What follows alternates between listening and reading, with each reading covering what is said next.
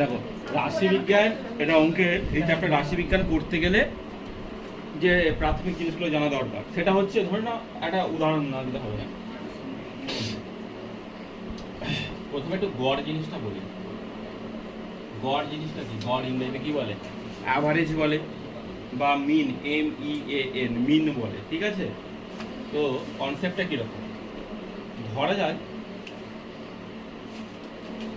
আজ স্কুলে, ধরা যে সোমবার স্কুলে 50 জন ক্লাস 10-এ ছাত্রছাত্রী উপস্থিত হবে, ঠিক আছে? সোমবার কতজন? 50 জন। মঙ্গলবার ধরা যায় 60 জন গেছে। আচ্ছা, বুধবার ধরা যায় 70 জন গেছে। সোমবার কতজন গেছে? 50 জন, মঙ্গলবার 60 জন, বুধবার 70 জন স্কুলে উপস্থিত আছে। তোমাকে বললো যে তাহলে গড়ে কতজন ছাত্রছাত্রী উপস্থিত ছিল, ঠিক আছে? তো আমরা গড় নির্ণয় করতে গেলে কি করি না, এই 3 দিনে কতজন করে আছে এগুলো যোগ করি, আর কদিন না 3 দিন, 3 দিয়ে ভাগ করে দিই, ঠিক আছে? করলে কত হচ্ছে? 130, 180, 180কে 3 দিয়ে ভাগ করলে 60 জন, গড়ে 60 জন করে আছে। এবার গড় জিনিসটা একটু ভালো করে ব্যাখ্যা করলে কি হয়, এর মধ্যে সব থেকে বেশি কোন দিন? এই দিন বুধবার 70, তারপরে এটা 60, একটু কম, এটা গড় মানে এই যে বেশি কম না করে প্রত্যেকটা যাতে সমানভাবে উপস্থিত থাকে ছাত্রছাত্রী সেটা ভাববো। 1 জায়গায় 50, 70 গেছে 60, তাহলে মাঝামাঝি কোনটাই গেলে সব জায়গায় সমান হবে, দেখো 60, সব দিকে 60 জন থাকতো, তাহলে কত? টোটাল 180 হতো। এটাই মানে গড় মানে ইকুয়ালি সবাইকে ডিভাইড করতে হবে, জিনিস সমভাবে সবাইকে ডিভাইড করতে হবে, ঠিক আছে? এই হলো গড়ের কনসেপ্টটা। এবার গড় আশেপাশে বুঝতে পেরেছো? আরেকটা উদাহরণ দিই, ধরা যাক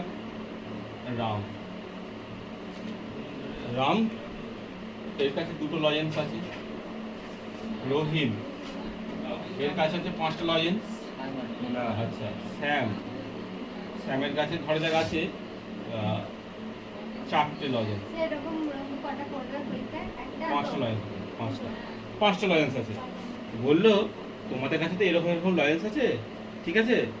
তো তোমরা তাহলে বলো তো গড়ে কটা করে লজেন্স পাবে? তাহলে কি করব?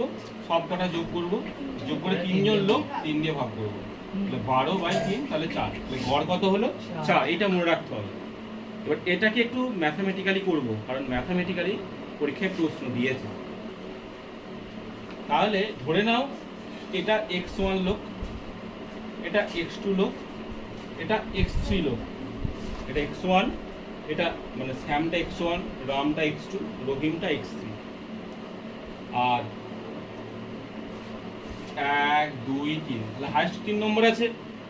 তাহলে আমি এই যোগটা, আমি যদি ভাগের কাজটা মুছে দিয়ে এভাবে লিখি, তাহলে 5 মানে কোনটা? x1, 2 মানে কোনটা? x2, এই 5 মানে কোনটা? x3, আর নিচে 3 লেখা ছিল মানে এটা ধরে নাও n, ঠিক আছে? n এর জায়গায় 3 লিখি, কারণ 3 না 3 হয়ে যাবে। তাহলে আলটিমেট গড় বার করছি, গড়ের এভাবে লিখে বার আকার দেওয়া, বার দিয়ে গড় বলতে, তাহলে x বার সমান কি হলো? x1 + x2 + x3/3। যদি তাহলে এখানে 4 জন থাকতো তাহলে কি করতাম? +4, আর নিচে কত করতাম? 4। 5 জন থাকলে x3 + x4 + x5/5।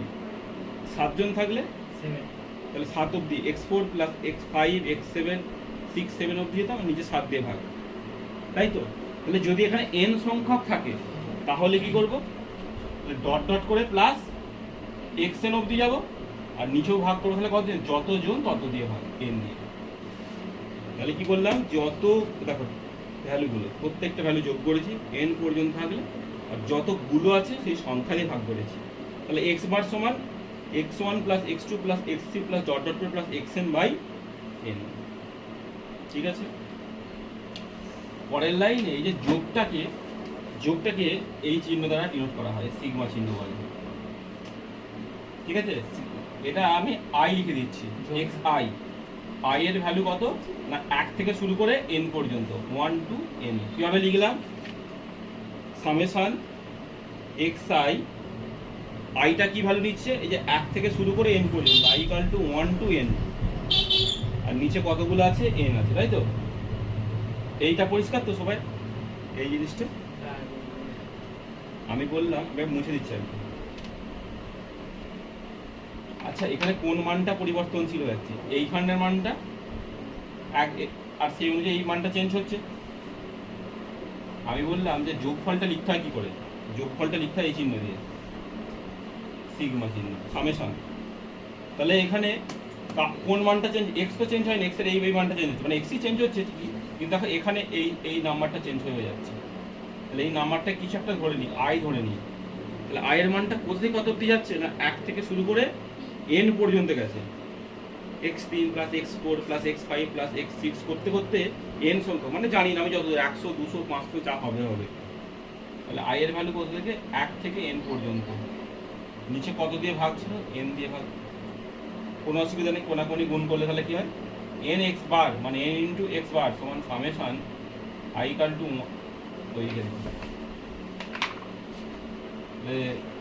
n x bar সমান সামেশন i সমান 1 to n x i।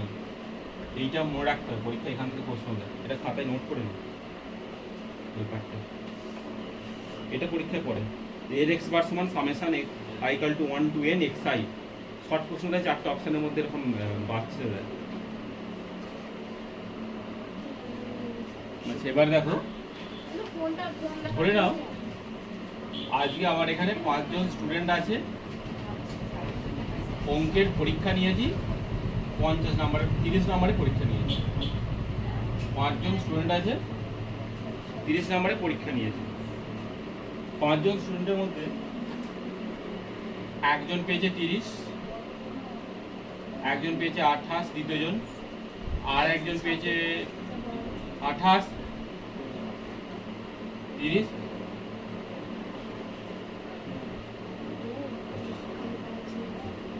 একজন 30, দেখো দ্বিতীয় 28, তৃতীয় 28, দুজন 30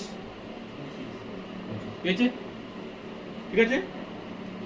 এবার আমি প্রথমে এই যে তথ্য দেওয়া, এই তথ্যটা নর্মাল দেওয়া আছে, এই তথ্যকে বলে কাঁচা তথ্য, কি বলে,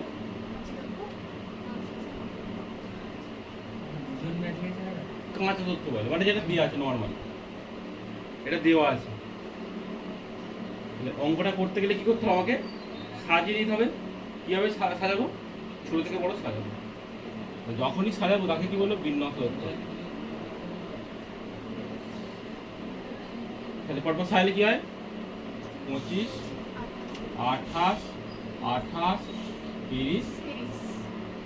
তাহলে যে তথ্য প্রদত্ত হবে সেটা কাঁচা তথ্য, সেটা সাজালে কি হবে, বিন্যাস তথ্য। দেখো পরপর ছোট থেকে বড় সাজিয়ে চলে গেছে, ঠিক আছে। এখানে 25 কজন পেয়েছে, 28, 30, তাহলে এই যে রিপিট হচ্ছে, 25টা একজনই পেয়েছে, 28টা দুজন পেয়েছে, আর 30টা একজন পেয়েছে, একই বললো পরিসংখ্যা, ঠিক আছে। তাহলে এগুলো আমি কি নাম্বার, নম্বর।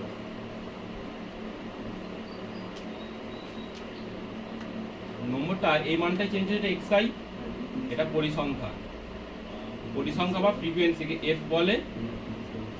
আচ্ছা, তাহলে দেখো 25 পেয়েছে কতজন, একজন, 28 পেয়েছে কতজন, দুজন, 30 পেয়েছে কতজন, দুজন। তাহলে এটা হলো পরিসংখ্যা।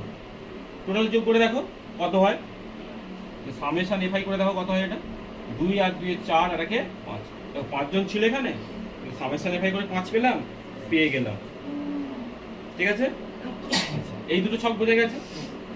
আরেকটা ছক, এটা হচ্ছে ট্যালি মার্ক, সামেশন মানে ওই যে ট্যালি মার্কার নেই তবুও, তাহলে এক পরিসংখ্যা, এক মানে একটা ডানি ডানি, 2 মানে দুটো, আর এই 2 মানে আরো দুটো, জাস্ট এটা একটা রিপ্রেজেন্টেশন।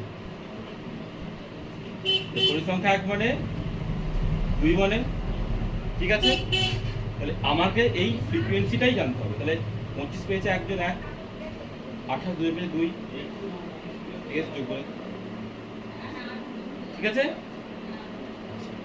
এটা কি xi, এর ভ্যালুটা চেঞ্জ হয়েছে বারবার, এর ভ্যালুটা বারবার চেঞ্জ হয়েছে। তাহলে আমি যদি আরেকটা ছক করি এর মধ্যে,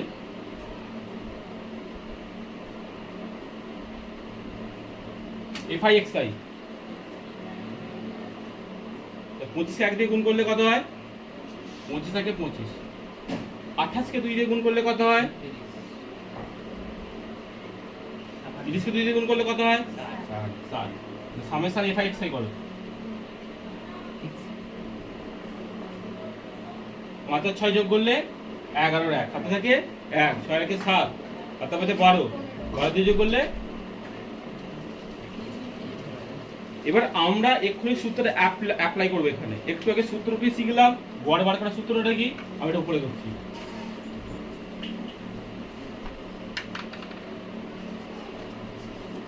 x বার সমান summation fi xi by summation fi। তো fi xi টা কত বেরোলো? 141। fi টা কত বেরোলো? 5, ভাগ করো 141 কে 5 দিয়ে ভাগ করো, 5 দুয়ে 10, 4 41, 5 আসতে 40, 1 দশমিক 0, 5 দুয়ে 10, তাহলে কত রেজাল্ট হলো? 28.2। তার মানে এই যে নম্বর পেয়েছে, গড় নম্বর কত না 28.2। তাহলে গড় x বার সমান 28.2। অঙ্কটা আশা করি বোঝা গেছে, এমন কিছু কঠিন জিনিস করেন, এটাই পড়বে পরীক্ষা এইরকমই পড়বে, 5 নম্বরে পড়বে, পুরো সলিড 5 নম্বর পাওয়া যাবে। নম্বর যেটা চেঞ্জেবল xi, পরিসংখ্যা রিপিটেশন নাম্বার, কত রিপিট হচ্ছে পরিসংখ্যা। ট্যালি মার্কটা বাদ দাও, ট্যালি মার্ক তোমাদের নেই, আমি জাস্ট বলার জন্য বললাম, ট্যালি মার্ক দিতে হবে না কলামটা। এই কলামটা কি করলাম? fi xi, মানে fi xi মানে এর সঙ্গে এটা গুণ করা। 25 এক গুণ করে 25 করেছি, 28 দিয়ে গুণ করে 56 করেছি, 30 দিয়ে গুণ করে 60 করেছি। এবার আমি এক্স বারের যে ফর্মুলা লিখেছিলাম summation fi xi by summation fi। তো সামেশন মানে কি বললাম? যোগ। fi xi গুলোর যোগ করেছি 141। সামেশন fi মানে f গুলোর যোগ করে 5 বেরিয়েছে। তাহলে আমার ফর্মুলা বলে x বার সমান summation fi xi by summation fi, মানে 141 কে 5 দিয়ে ভাগ করলে বেরোলো 28.2। তাহলে গড়টা 28.2। তার মানে কি বোঝালো? তাহলে ইন্ডিভিজুয়াল কম বেশি করে যে মানগুলো আছে, আসলে গড় মান আমার ক্লাসের গড়ে স্টুডেন্ট কত করে পেয়েছে? 28.2। মানে কিরকম? এইটা হচ্ছে স্টুডেন্টের নাম্বার, তো পেয়েছে। তো তোমাকে তোমার টিচার যে প্রশ্ন করেছে, তার হেড টিচার ওই টিচারকে বলেছে যে তুমি যে 5 জন স্টুডেন্টের পরীক্ষা নিয়ে যাদের নাম্বার পেয়েছো, তাদের অ্যাভারেজ নাম্বার কত গো? তখন তাকে তো একটা সংখ্যাই বলতে হবে, তো বিভিন্ন নাম্বার বলবে না যে একজন 25 একজন 28, যদি অ্যাভারেজ কত পেয়েছে সে ক্যালকুলেটরে বললো না অ্যাভারেজ আমার কত পেয়েছে 28.2। এটা হচ্ছে অ্যাকিউরেট ক্যালকুলেশন। এবার তোমাকে আমি প্রথমে আরেকটা শিখিয়েছি যে 5 জনের গড় কি করে বার করতে হয়, না এই কটা যোগ করে 5 দিয়ে ভাগ, সেটা করে দেখো কত বেরোয়।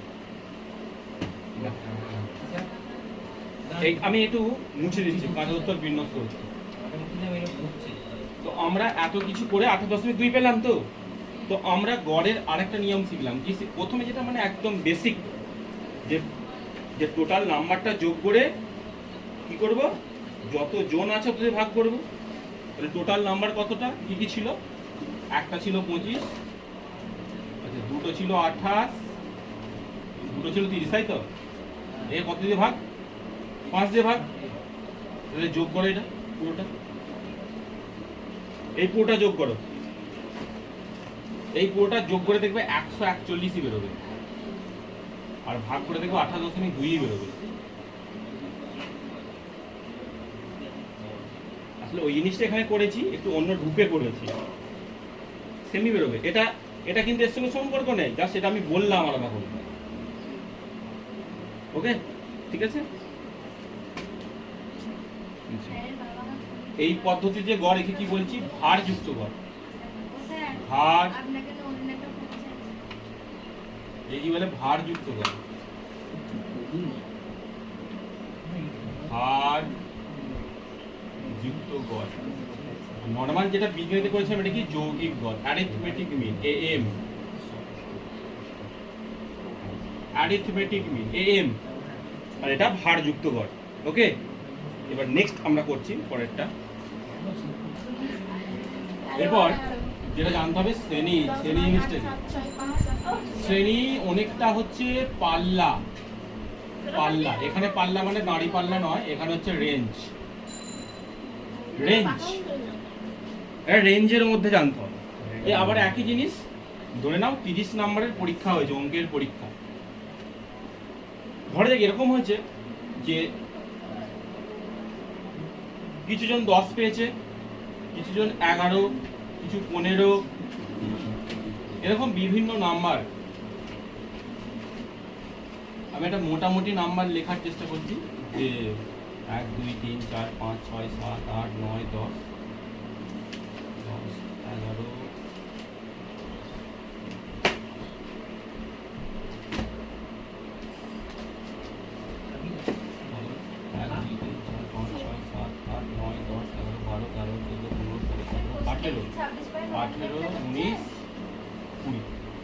20 জন স্টুডেন্টের আমি নাম্বার দিয়েছি।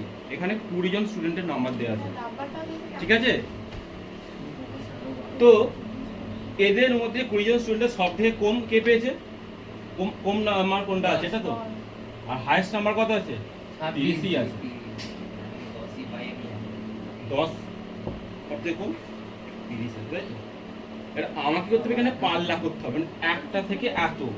মানে আমি সাপোজ বলছি, ধরে নাও ধরো 10 থেকে 14 কতজন পেয়েছে, তারপরটা ধরে নাও 14 থেকে তার 4 করে গ্যাপ দিয়ে 18 কজন পেয়েছে, তারপরে ধরো 18 থেকে 22 কজন পেয়েছে, তারপরে ধরো 22 থেকে 26 কজন, তারপরে 26 থেকে 30 কতজন। এইভাবে আমাকে একটা পাল্লার মধ্যে পুরো মানগুলো কি ধরা পড়েছে? পুরো মান ধরা পড়েছে। আচ্ছা, একটা ব্যাকে এখানে লিখে দিই একটা, তাহলে এটা ধরুন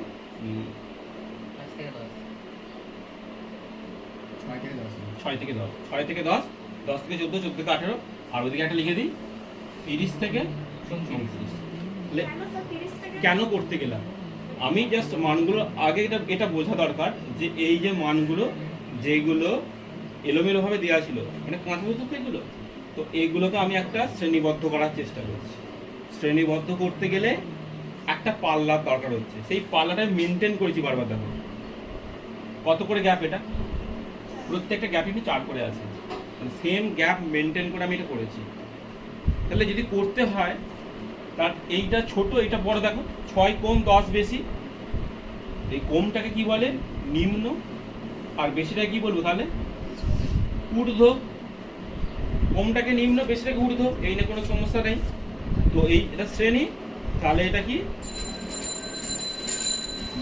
এটা দেখো দুটো জিনিস আছে, এটা হচ্ছে নিম্ন সীমা,